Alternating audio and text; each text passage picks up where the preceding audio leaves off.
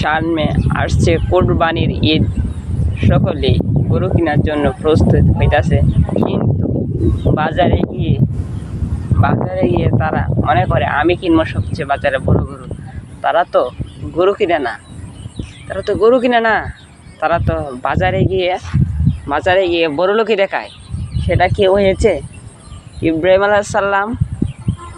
আলাইহিসসালাম তার পুত্রকে কুরবানি দিয়েছিলেন, তার প্রিয় বস্তুকে কুরবানি দিয়েছিলেন।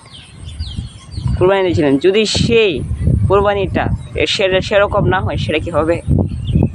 সেরকম না হয়, সেটা যদি টাকার দফাতে হয়, সেটা কি হবে? সেটা হবে না।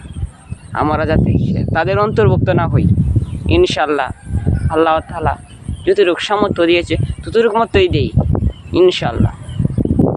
আর একটা কথা বলি, শুনেন। সুদের টাকায় না কোরবানি দেয় অনেকেই, ঋণ টাকা সত্ত্বেও তারা কোরবানি দেয়। তাদের কোরবানি কখনো হবে না। তাদের উচিত যে পাওনাদার টাকাটা পায়, সেই পাওনাদারকে টাকাটা দেওয়া উচিত।